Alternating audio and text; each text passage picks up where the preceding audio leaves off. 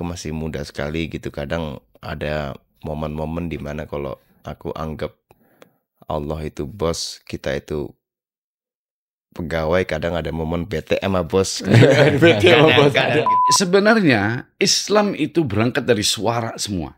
Betul. Dan kalau bicara ilmunya Tesla, ini semua kan dari frekuensi. Iya. Frekuensi suara semua, kun fayakun. Mereka sholawatan itu pakai, ya maaf, pakai keyboard aja gitu. Itu kadang aku suka mikir, wah ini seandainya kalau pakai biola beneran, kalau pakai piano beneran, pasti indah banget gitu. Tujuannya balik lagi kalau di agama kan basicnya ya berkarya untuk mencapai ridha Allah gitu.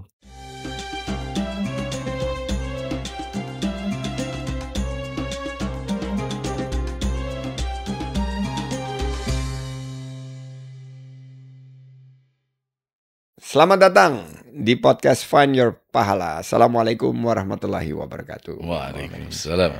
Di podcast ini setiap langkah punya makna dan setiap kisah punya hikmah. Dan hari ini kita kedatangan The Dynamic Duo, Mustafa Debu dan Dul Jalani. Apa kabarnya nih? Baik, Alhamdulillah. Sandi gimana kabarnya? Baik. Alhamdulillah lancar. Puasanya lancar? Lagi flu jadi lagi Oke.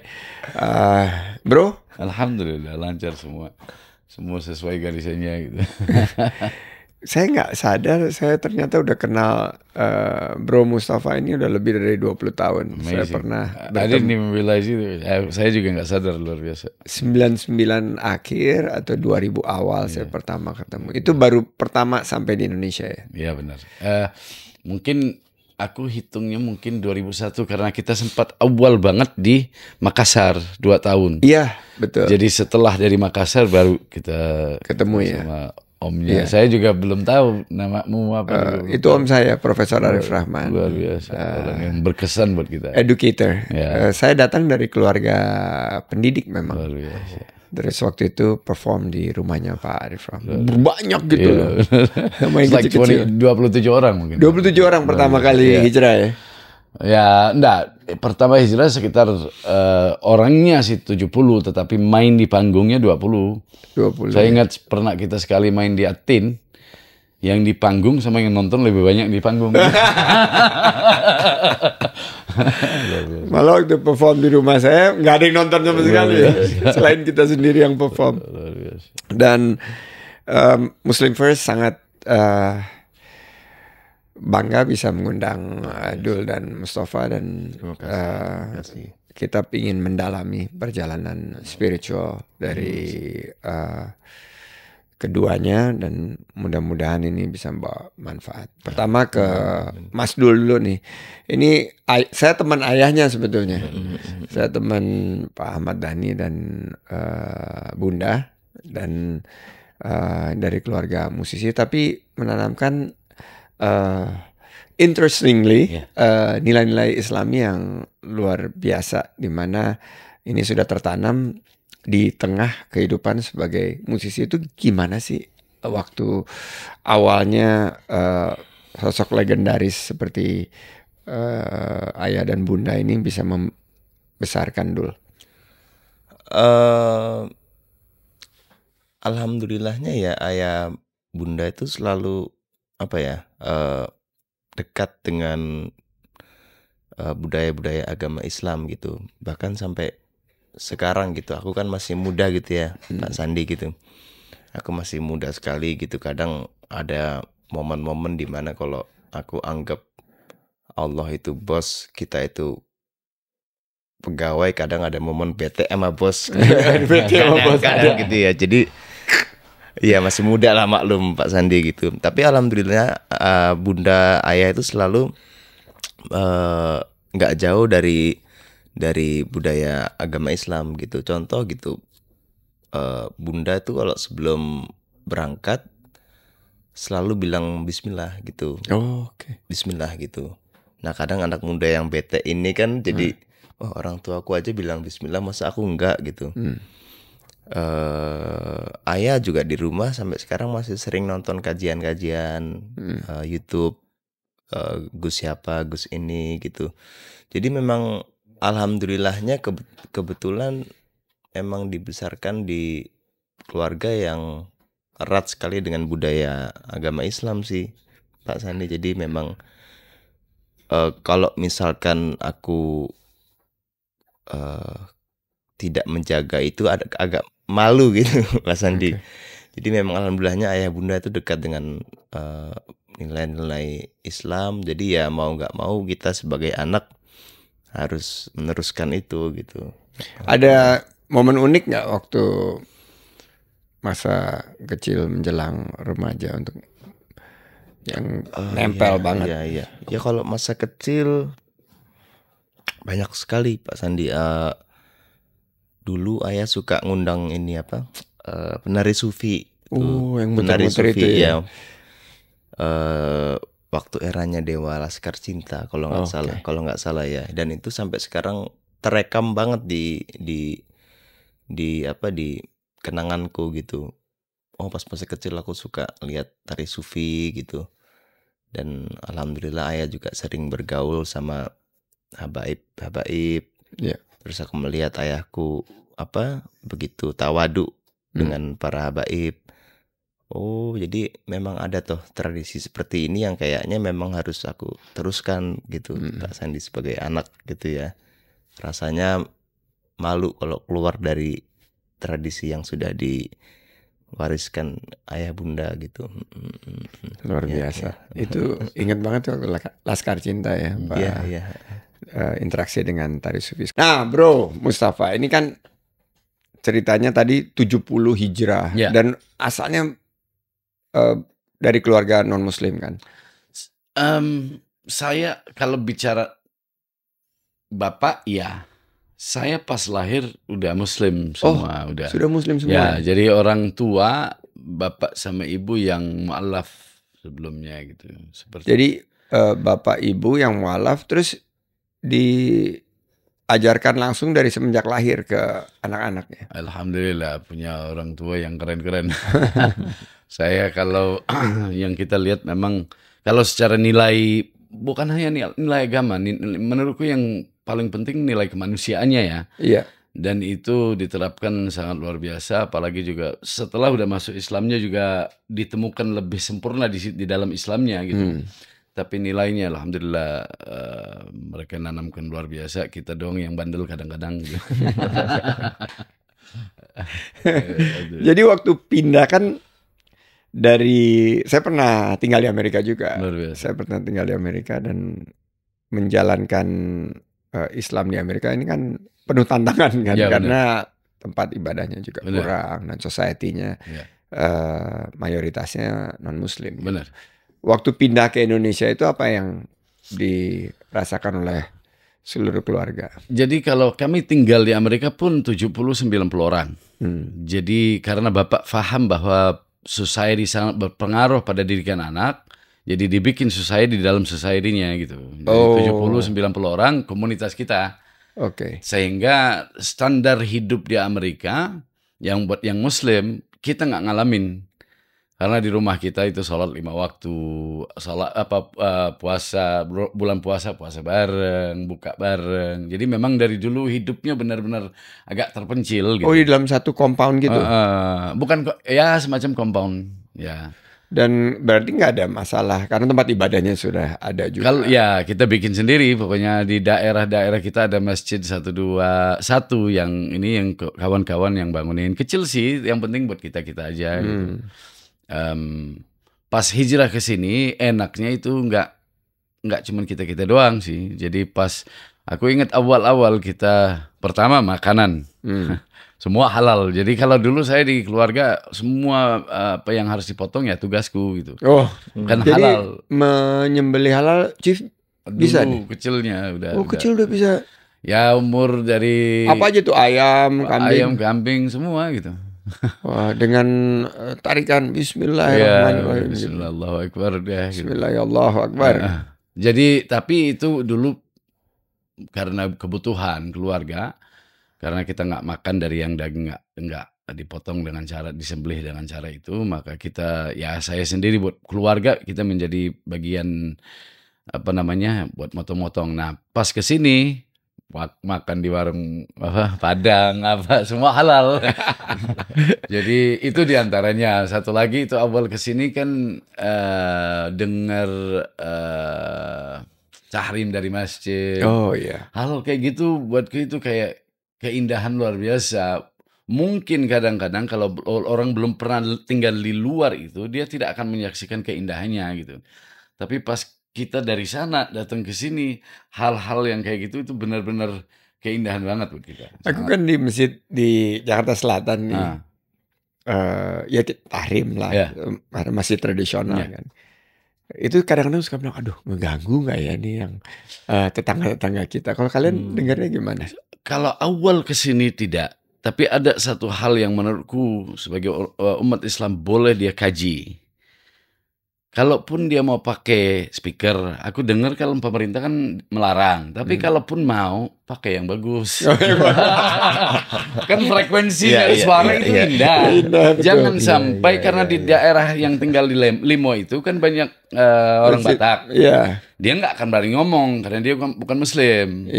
Tapi saya sebagai orang tetangganya masjid, kalau ininya toa yang nggak ada frekuensi yang lain, itu cukup ganggu. Ganggu orang dengan Al-Quran dosa besar gitu. Jadi harus disesuaikan gitu. Ini setelah udah lama di sini. Awal kesini nggak lihat semua itu, cuman denger kayak gitu. Dul gimana Dul? Ya bener juga. Ada benernya.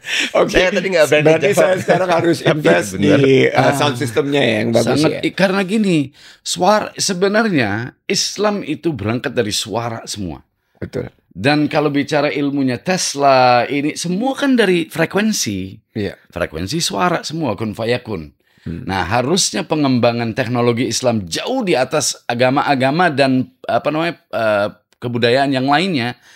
Hanya saja mungkin rasanya yang harus dikembalikan lagi ke rasa gitu. Bagaimana suaranya jadi indah lagi, jangan asal gitu.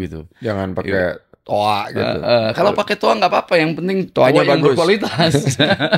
Ini intermezzo ya Pak Sandi. Kadang saya kan maksudnya ada selaku seniman gitu. Kadang suka gregetan gitu, misalkan datang ke suatu pesantren atau apa gitu, tapi mereka sholawatannya tuh pakai pakai keyboard aja gitu. Itu kadang aku suka mikir, wah ini seandainya kalau pakai biola beneran, kalau pakai piano beneran, pasti indah banget gitu. Ya itu bener kata Bang Mustafa sih, alangkah baiknya memang diindahkan lagi gitu. Dikembalikan kepada asal aja, dalam arti penghormatan terhadap suara. Jadi kalau yang ayat-ayat juga ya. Iya, artinya walaupun dia adalah ayat Al-Quran yang dikumandangkan, kalau tetangganya merasa terganggu, ya kita yang kita yang dosa besar. Harusnya orang dengan Al-Quran kan tergerakkan hatinya gitu. Tapi terganggu karena tuannya dengan ininya, jadi akhirnya harusnya alhamdulillah kemarin yang di kawan-kawan udah dari 2011 saya di komplek ini. Baru saya protes. Baru aja. Baru seminggu lalu, 2 minggu lalu, awal Ramadan. Awal Ramadan. Saya jelasin, Bang, ini bukannya kita nggak mau orang salah paham. Ini sama-sama peduli umat Islam nih. Tapi kalau ayat Al-Quran, pertama harusnya dengan suara yang bagus. Yang kedua, zaman sekarang perkembangan dengan teknologi. Kalau teknologinya tidak dia cempreng di telinga kita sampai sakit, itu dosa besar yang baca, yang bikin pengajiannya apa segala macam tanpa memikirkan tetangga. Kan dulu Al-Qur'an azannya kan dikumandangkan, tapi nggak pakai speaker, pakai mikrofon. Dan itu sebenarnya ada sebuah keindahan di situ. Beda, ibaratnya gini, kita nyanyi satu lagu langsung sama denger di headset, kenanya jauh lebih keren di suara langsung. Nah, kalau memang seperti itu, alangkah baiknya teknologinya. Dan sebenarnya bukannya nggak ada, cuma penghormatannya aja yang harus ditingkatkan kembali, bahwa suara itu hal yang sangat penting dalam Islam dari dulu gitu. Kita harus invest juga di teknologi. Dan invest dan didik, bukan hanya invest. Karena khawatirnya antum invest duit banyak-banyak, tapi pendidikannya nggak ada, dia nggak invest di human capital juga. Bahwa didik mengenai ilmu suara gitu. Itu seperti yang beliau bilang, pesantren kita, Al-Quran kan ada nggak buku yang lebih keren dari Al-Quran? Cara hidupkan dengan suara, ada nggak yang lebih keren dari itu? Nggak ada. Nah, tinggal pendidikan terhadap suara, frekuensinya ini di pesantren itu lihat kejayaan Islam balik lagi gitu, respect luar biasa. Kalau di tarekat orang sufi disebut suara itu kan Allah yang punya, sehingga ada yang namanya sama cara ngedidik orang. Dia main suling, semua diem, nggak boleh berisik, dengerin, karena ini suara Allah yang punya gitu. Kalau kata orang Bugis juga sama. Suara violin, suara tingginya Allah gitu, seperti itu. Jadi balik lagi kepada yang punya suara siapa gitu, penghormatan terhadap itu. Gitu. Ya, saya ingat Pak JK waktu itu datang ke masjid kita terus kasih masukan, dia bilang bahwa ini harus ditingkatkan. Saya ingat beliau punya program itu ya. Sound system di mana dia bilang 70% daripada yang jamaah dapat itu dari suara dia bilang gitu. Jadi selain daripada sholat, baik khotbah maupun bacaan Al-Quran itu harus dengan kualitas yang baik dan tidak mengganggu sekitarnya gitu. Saya rasa kalau pendidikan ilmu itu melalui pesantren itu luar biasa. Pendidikan ilmu frekuensi. Karena balik lagi kepada suara itu benar-benar kita ini punya Al-Quran dong. Harusnya kita yang paling bangga, bukan sombong tapi bangga gitu. Seperti itu. Nah, Mas Dul dan Bang Mustafa ini kan menggabungkan seni, spiritualitas, dan meningkatkan keimanan. Amin. Pengalamannya Mas Dul sendiri bagaimana nih menggabungkan, mempertemukan seni dan spiritualitas yang akhirnya semakin memperkuat keimanan Mas Dul? Menggabungkan seni dan spiritual, menurut aku pribadi, alhamdulillah ya Pak Sandi, maksudnya saya dapat pemikiran seperti ini juga. Menurut saya seni itu kan juga bagian dari spiritual ya. Kalau saya cerita dari perjalanan saya, biasanya orang berkesenian tuh berangkat dari kesenangan untuk buat lagu, keikhlasan untuk berkarya, untuk menghibur orang lain, untuk buat lagu, untuk tampil. Tapi kadang-kadang di tengah jalan saya pribadi pernah merasakan gitu, orientasinya nih penuh godaan gitu. Orientasinya ada yang ke popularitas, ada yang ingin dipuji banyak orang, ada yang tumbang dengan cacian. Jadi orientasinya tuh nggak lagi balik ke keikhlasan untuk berkarya. Dan aku juga masih melatih diriku untuk selalu disiplin bahwa berkesenian itu ya yang paling penting keikhlasan untuk berkarya gitu, dalam artian menghibur orang lain. Kadang ada momen dimana ya apalagi sekarang dengan media sosial, distraksi banyak banget, kita fokusnya sama komentar, like, and jumlah views. Jadi kadang gak merasa ikhlas gitu loh. Jadi kadang menurutku faktor paling berbahaya dalam kesenian tuh ingin dipuji manusia. Menurut aku pribadi ya, Pak Sandi. Dari situ aku mikir, oh kalau gini, kalau cara hidup, gaya hidup berpikir ingin dipuji manusia, apakah itu gaya hidup yang sehat gitu? Menurutku bukan gitu Pak Sandi. Jadi dari situ aku selalu berusaha untuk mengingatkan diriku sendiri, oh enggak dulu, berkaryalah dengan ikhlas, dengan jujur, dengan penuh ketulusan untuk menghibur. Itu sih Pak Sandi yang selalu aku dapatkan, sehingga kan itu tujuannya balik lagi kalau di agama kan basicnya ya berkarya untuk mencapai ridha Allah gitu. Makanya ada yang bilang ada yang bilang kalau bermusik itu malah menjauhkan dari Allah, ya itu nggak baik gitu. Itu yang selalu jadi apa ya, aku masih muda juga, selalu menjadi pengingat bagi aku pribadi. Jadi kadang-kadang kalau udah mikirnya kejauhan gitu, Pak Sandi, kalau kata anak Gen Z, overthinking gitu ya. Overthinking, anxiety, enggak. Untuk ridha Allah aja gitu. Itu sih Pak Sandi kalau pengalamanku ya, seni dan spiritualitas. Dalam banget Bro Mustafa. Ya pengalaman pribadi. Bro Mustafa gimana? Apa tuh? Seni, spiritualitas, point of view dari Bro Mustafa. Saya ngerasa apapun karya. Sama keimanan ya, tadi kan Iya. beliau kan bilang akhirnya ujungnya kan mencari ridho Allah. Apapun karya yang kita kerjakan itu merupakan ekspresi daripada kesenian dan juga daripada keimanan kita. Jadi kalau kita mengukur, kita nggak usah lihat dari orang, apa kata orang ini dan itu. Lihat aja karya yang Allah melahirkan melalui dirimu. Artinya memang nggak boleh kita menyebut kita yang berkarya. Karena sombong jadinya. Karena Allah yang berkarya. Toh Allah mau tanganmu juga habis, sehari juga kelar gitu. Tapi karya yang Allah melahirkan melalui dirimu menjadi penyemangat buat dirimu dan buat orang lain gitu. Dan saya rasa juga balik ke salah satu bahasa tadi, selama tidak ada keinginan, segala puji kan milik Allah.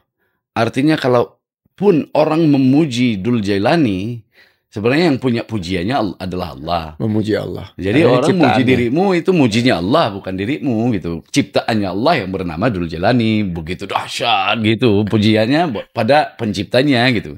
Jadi hal-hal kayak gitu memang kita ini sebagai remaja kadang-kadang, ya saya udah tua sekarang sih, tapi kalau masih suka lihat diriku remaja gitu. Kalau ada hal-hal yang saya rasa mungkin balik ke overthinkingnya gitu. Kita kalau berkarya, dulu didikannya Syekh, cara ngedidik kita untuk berkarya, saya bawa lagu ke beliau. Lagu kan cukup intim. Sebuah karya kan intim banget. Kita bawa gitu. Otomatis pasti ada harapan dipuji. Dipuji oleh Syekh. Beliau jelek, bikin lagi. Jadi benar-benar dibanting. Sampai lama. Dan maaf, di dunia entertain itu akan terjadi dengan otomatis. Otomatis. Dia nggak salah aja, mungkin dia yang dihantam gitu. Saya yang punya kesalahan, tapi karena duduk bareng dia yang dihantam gitu kan. Ibaratnya begitu gitu. Jadi saya rasa kalau sebenarnya di semua sisi akan melalui proses spiritual yang sama. Balik lagi kepada, kalau perjuangan spiritualmu adalah karena perjuanganmu, sombong jadinya. Ini kan garisannya Allah. Kamu jadi keren, bisa jadi pembukaan apa, alhamdulillah. Udah itu aja gitu. Jadi hanya bisa melihatnya dengan cara itu. Saya nyampe ke Indonesia, ada tata cara. Tapi semua kan garisannya. Sama kayak lagu. Kalau kita bikin lagu, bilang dengerin lagu baru, kan songong. Iya. Tapi kan katanya semua udah dicatat di Lauhul Mahfuz. Berarti Allah kasih kesempatan kita bagi catatan-catatan Lauhul Mahfuz melalui lagu gitu, ibaratnya begitu. Dan lagu yang meledak, terlepas bagus atau enggaknya, itu yang Allah pengen nyampaikan kepada manusia di saat itu. Jadi bukan masalah bagus apa enggak, karena bagi Allah bagus kan semua bagus. Apa yang enggak bagus? Perampok ada, biar polisi ada kerjaan. Kalau nggak ada perampok kan polisi kan bingung mau ngapain. Baru dibahas tadi sabung ayam. Baru dibahas tadi ada sabung ayam di Lampung. Gitu. Iya. Supaya ada kolaborasi sama Polri. Benar. Jadi ibaratnya ininya the yin dan yang dunia gitu. Tapi ini episode tersufi dari Muslim First nih, selama ini udah hampir sebulan. Ini yang paling dalam banget nih, membahas bahwa semuanya milik Allah Subhanahu wa Ta'ala. Nah, dulu saya sempat ngobrol sama Sulaiman, dan Sulaiman waktu itu benar buka, mereka collab dengan judul lagu waktu itu Astagfirullah. Itu sampai terngiang-ngiang terus. Jadi dan itu sampai sekarang terngiang-ngiang dan masih hafal saya lagunya. Terima kasih. Nah, sekarang meluncurkan berdua nih ya, bro. Mabuk lagi. Jadi kalau ngelihat, waduh ini kayak lagunya Bang Roma ya. Ini tapi ternyata ceritanya tentang cinta dan spiritualitas gitu. Jadi pesan yang mau disampaikan apa nih, Dul? Dulu. Yang nulis syair. Sebenarnya di saat kita mendapatkan syair ini, kita melalui hal-hal yang mungkin kita sama orang sekitar malu. Dia harus menyaksikan kita dalam keadaan seperti itu. Dan entah itu cuman karena nggak mau tanggung jawab atau apa, tapi saya ngelihat bahwa yang bimbing langkahku semuanya kan Allah. Walaupun kepada yang nggak benar. Ya, ini kan kita bicara bab sufinya. Iya. Ya, tidak mungkin kita berada di suatu titik kecuali Allah menggariskan kita berada di situ. Dan alangkah berkahnya orang-orang yang Allah bukakan kesadaran untuk menyadari bahwa dia berada di situ walaupun dalam kesalahan atas garisannya. Kenapa kok kita di situ gitu. Nah, sehingga lagu ini merupakan kayak permintaan maaf, Bang, kepada orang-orang yang harus menyaksikan kebodohan kita, kehinaan kita. Udah dididik baik-baik sama orang tua tapi masih aja bego kayak gini gitu, ibaratnya gitu. Jadi intisari pada lagunya begitu, Bang. Dan otomatis balik lagi, saya kan dididik dalam keluarga yang Islaminya cukup kental banget. Orang tua itu saya belum pernah, ya ini kan masing-masing orang tua beda-beda, tapi orang tua kita saya tidak pernah lihat sekalipun bohong. Dua-duanya nggak pernah lihat sekalipun bohong. Respek ibu kepada bapak itu luar biasa. Sampai keliling dunia nggak tahu di Indonesia ada apa-apa, bangun malam, ibaratnya terima wangsit, nyampaikan kepada istrinya, ibu, Indonesia. Ibu, ayo kapan berangkat? Ibaratnya begitu. Nggak tahu siapa-siapa. Nggak ada diskusi. Nggak ada sama sekali. Research internet. Nggak ada sama sekali. Ada satu kawan yang research, tapi itu setelah udah dikeputuskan waktu kesini gitu. Jadi itu kan masih zaman 98, 99. Jadi krisis. internet masih, kita nggak paham soal krisis juga gitu. Karena itu masih dial up, itu modem, pakai modem. Iya benar. Jadi waktu itu ada ketemu online melalui, mungkin antum tahu namanya Syekh Farid Oqbah. Oh tahu ya. Oke, beliau punya Islam.org kalau nggak salah. Islam.org, betul. Nah, waktu itu basisnya Debu nulis pesan ke beliau. Dia bilang kalau cari negara Islam yang syariah Islam akan kecewa di Indonesia. Syekh kan karena perintah batin. Wangsit ya. Wangsitnya itu Dari Allah. jadi ilhamnya. Jadi bukan masalah karena nyari sesuatu di sana, tapi ngikutin perintahnya gitu. Sehingga kita nyampe sini Syekh Farid Oqbah yang awal-awal, sama ada Abu Bakar Ba'asyir dulu. Ya. Ini yang nawarin tempat-tempat apa segala macam. Anehnya kita ini orang sufi, golongan kawan-kawan ini biasa disebut Wahabi yang garis keras. Iya. Tapi Allah punya cara gitu, dimana harus disatuin semua gitu. Disatuin itu dipisahkan, disatuin lagi. Dan enak sebenarnya buat orang sufi, paling enak. Ini termasuk di lagu ini. Iya. Ada bahasanya Imam Ghazali bahwa setiap manusia tersesat dalam khayalannya, orang sufi paling sesat. Iya. Jadi orang sufi duduk sama siapapun, walaupun itu disebut Wahabi, disebut Salafi, disebut NU, Muhammadiyah, ini itu nggak masalah karena dia tahu dirinya yang paling sesat. Jadi ayo aja gitu. Yang lain keren semua gitu. Itu di dalam syair lagunya begitu. Duh. Ya kalau saya, ya kalau mungkin kalau Bang Mustafa dari syairnya, kalau saya mungkin dari instrumennya aja kali ya. Maksudnya saya pribadi, Pak Sandi, itu agak sedih lihat anak zaman sekarang tuh tergila-gila oleh Barat gitu, terlalu westernisasi gitu. Sehingga yang menurut aku gambus walaupun dari Timur Tengah ya, tari sufi walaupun dari Timur Tengah, tapi menurutku pribadi sudah menjadi bagian dari Nusantara menurutku ya. Sandi, correct me if I'm wrong gitu. Enggak, karena Sulaiman juga ada di genre itu, makanya saya setuju gitu. Iya. Saya beberapa kali berangkat promo bareng Bang Mustafa, dan ada bahkan dari kalangan millennials pun nggak tahu gambus gitu, Pak Sandi. Waktu main ini alat musiknya apa? Oh, gambus, baru mereka tahu, alhamdulillah gitu. Terus pernah promo ada penari sufi ikut, kita kadang ajak penari sufi gitu. Mereka nggak tahu gitu tarian sufi itu.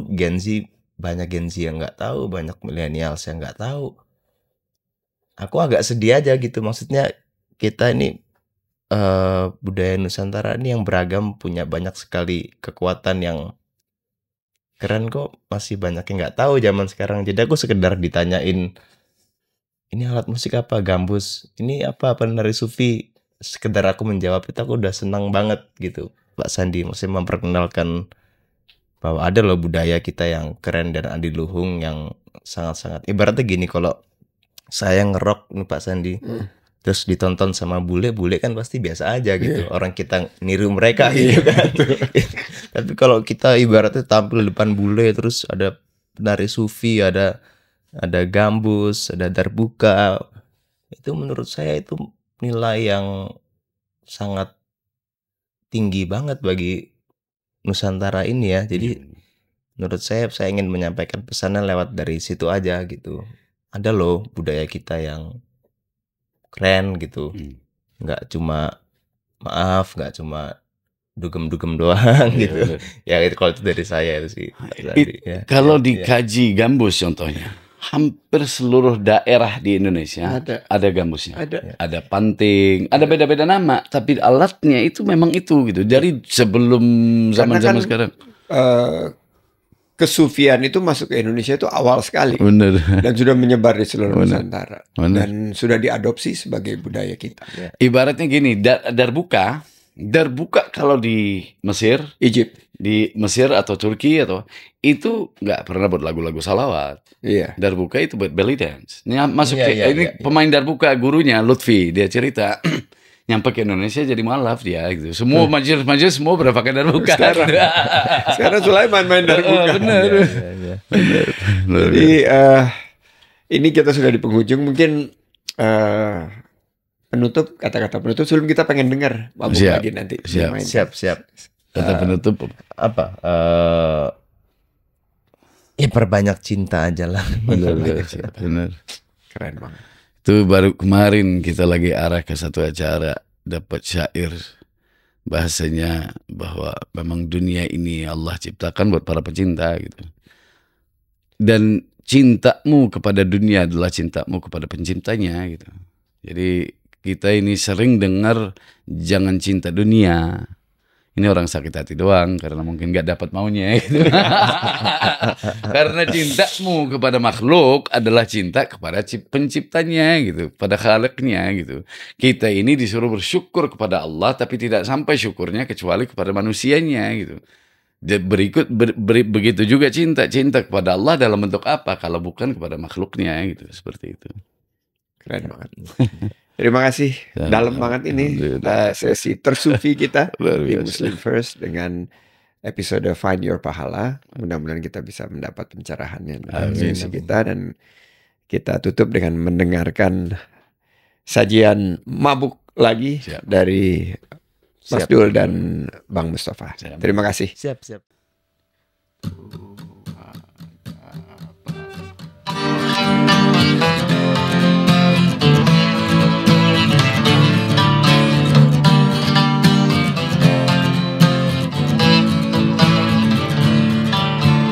Yang mabuk anggur biasa sadar setelah mabuknya, tapi yang mabuk cinta mabuk seumur hidupnya. Maafkan kehinaanku, hamba rendah bodoh hina, telah minum anggur cinta yang manjur lagi tak ada. Andai saja aku tahu, takkan ku minum ini. Terjebak ke khayalanku dan pelayan yang gak kabari.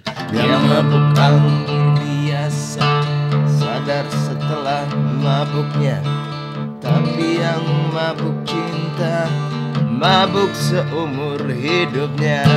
Minum, tambahin lagi, minum secangkir lagi, minum, tambahin lagi, minum secangkir lagi. Yang manjur tak ada lagi, satu-satunya obat cinta. Jatuh cinta lagi katanya, tapi semakin ditambah semakin mabuk jadinya. Setiap manusia tersesat dalam khayalannya. Orang sufi paling sesat, doakan ku dapat hidayah. Yang mabuk anggur biasa sadar setelah mabuknya. Tapi yang mabuk cinta, mabuk seumur hidupnya. Minum, tambahin lagi, minum secangkir lagi, minum, tambahin lagi, minum secangkir lagi. Yang manjur tak ada lagi.